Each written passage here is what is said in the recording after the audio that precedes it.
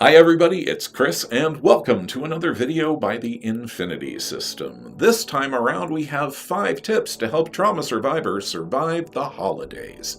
Following up on last time's video where we gave 5 tips for system supports, this time around we've decided to center more on tips for the trauma survivors out there like us and you.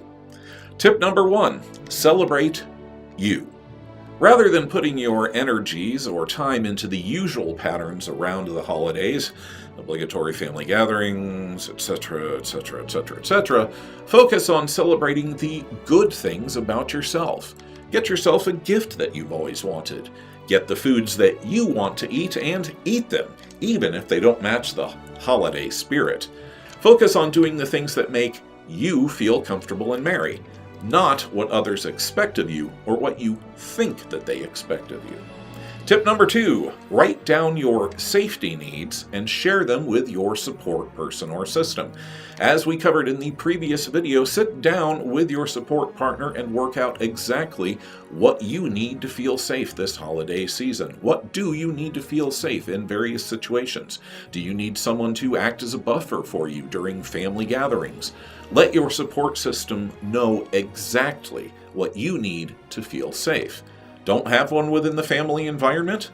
Pick a friend or acquaintance to come with you. They can help you get some air, take a walk, and can even act as a way out if things get too intense, or maybe even miss that meal or gathering entirely and choose to do something else that makes you comfortable instead. Tip number 1. Which leads us to tip number 3, create new traditions. Triggers are all around us during the holidays. Sights, sounds, scents, and tastes that are forever associated with the trauma. Identify which triggers you have and give yourself permission to remove them from your holiday experience. You may not be able to avoid Mariah Carey entirely starting immediately after Halloween, but you can at least choose not to hear her in your own house or environment. Find new places, new tastes, new sounds, and new traditions for yourself. Traditions only become traditions because somebody decides that they will be in the first place.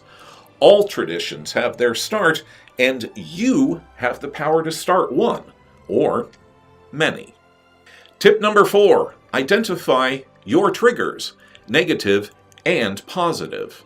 As trauma victims, we tend to forget that triggers, flashbacks, and body memories can be positive as well as negative. The holidays are going to offer up a smorgasbord of both to you, and it's important to realize this. We're intimately familiar with the negative ones, but we often fail to realize that the body and mind also contain positive associations that can be just as powerful in their effects as the negative ones, and perhaps more. We have become so accustomed to the negative thought processes and trauma patterns that when something good happens to us, when we feel pleasure or joy or even excitement, it impacts us just as profoundly. We don't trust it, and so we straddle that knife's edge of emotional fear. We want to feel this odd new emotion or sensation, but we don't know how to react to it or to surrender to it.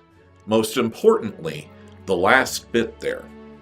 Simply put, we're afraid to trust this good feeling and these good things because we've been told directly or experience has shown us that we don't deserve it, or that good feelings are only for good people and that we are bad, or that good things are just a trap that lead to bad things and therefore can't be trusted.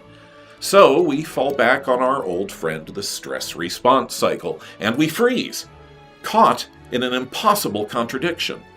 We want that long, warm hug from our spouse or friend. We desperately need it, but we're terrified into inaction, which can make us come across as cold, indifferent, and unfeeling. Exactly the opposite of what we're feeling.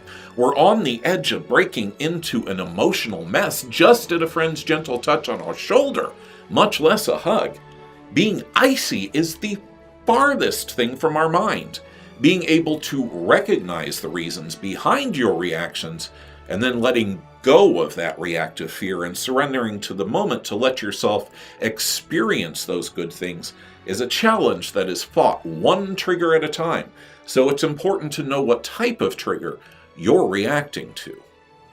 Which brings us to number 5. Slow down and allow yourself to feel your reactions. Now this seems counterintuitive, but at some point during the holidays, we will inevitably run into one or more of our triggers.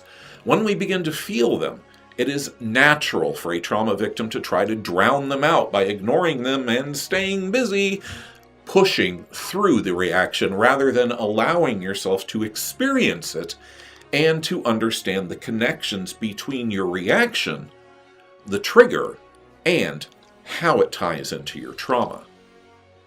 As we've already covered, it's scary to actually allow yourself to feel things, to actually experience things without these trauma reactions slamming right back down. But keeping those walls up is also cutting yourself off from all those good things that we just talked about. So slow down, breathe, take a walk, and more importantly, in the moment, realize that it is actually okay to have and to feel your emotions. Those are our 5 tips for helping trauma survivors survive the holiday season. Go ahead and sound off in the comments section below with any tips or tricks that you and your support systems might have come up with to help deal with these uncomfortable holiday situations and the triggers that surround them. We ask that you click like, share, and subscribe, and go ahead and hit the bell icon to be notified when we upload new content. And most importantly, we remind you as always that you are loved, that you are strong, and that you are not alone. I'm Chris. Thanks for watching.